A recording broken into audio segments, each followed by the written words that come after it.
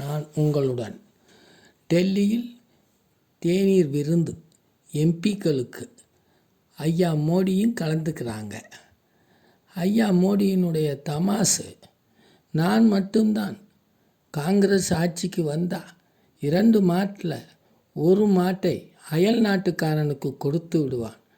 பூரி ஜெகநாதர் கோயில் சாவியை தமிழ்நாட்டுக்கு திருடிக்கிட்டு போயிட்டாங்க என்று பொய்யா காட்டு கத்தலாக கத்துவேன். ஏன்னா என் தொண்டை ரொம்ப ஸ்ட்ராங்கு.